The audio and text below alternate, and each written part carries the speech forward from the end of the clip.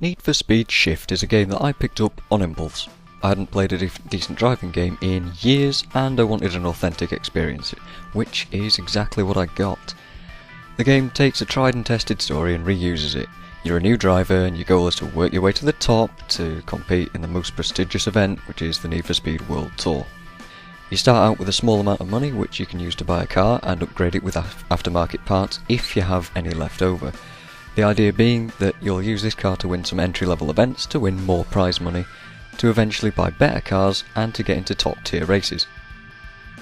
You can choose to quick race in an arcade style, which gives you the ability to configure options to your liking, or you can make progress in the career mode.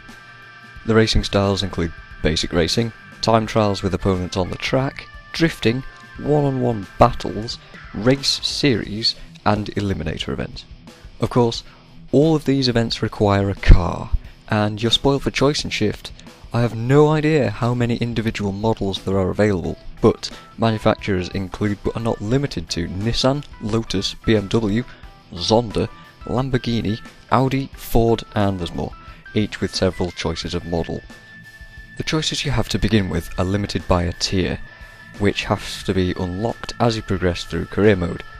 The lower tier vehicles are slower and cheaper, but they're all you can afford anyway. Later on you'll be able to get tier 5 cars which are worth upwards of about $1 million. Unlocking works quite simply. You gain points towards levels by driving in events. The levels grant you extra customization options and garage slots. You can also gain stars by completing objectives during races, podium finishes, gaining a number of points, and others are just some examples. These stars unlock more tiers of races and can only be earned once, but they grant you bonus cash too. Anyway, the controls are amazing if you're using a gamepad, but I wouldn't advise the keyboard for any racing game. I do assume though it is fine, but it's not ideal. You can gear manually if you wish, but I prefer automatic transmission in my games. Shift also gives you the ability to fine-tune control sensitivity in many different areas.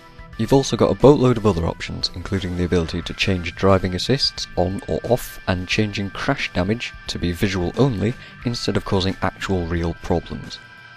The graphics look amazing. There's a real feeling that you could actually be in the driving seat sometimes. Each of the cars have a different and accurately modelled interior, which you can look around. The tracks are faithful to the real versions, and the crash visuals are face-meltingly painful. Ouch!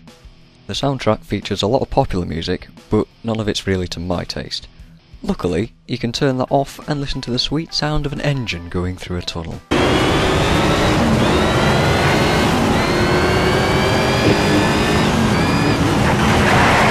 The game lets you customise the look of your cars to a huge degree. Different paints and vinyls that you can put wherever you like are also unlocked by driver levels, or you could add a pre-made vinyl set if you want to. The ability to buy aftermarket parts also adds depth to Shift. By buying more parts, you allow the option to tune your car even more. There's a simple interface to tuning if you're not sure what you're doing, but you can change individual tyre pressures if you want to, and if you want to go all petrol-headed. I've really enjoyed Need for Speed Shift, although sometimes the AI can make some very odd decisions. You'll find that sometimes a group of AI cars all in expensive Veyrons will have absolutely no problem in using their weight to smash you around. More money than sense, I think. However, I would still recommend it if you're all into driving games, and maybe even give it a shot if you're not. I'm Magical Mike, and I'm quids in with this game. Cheers.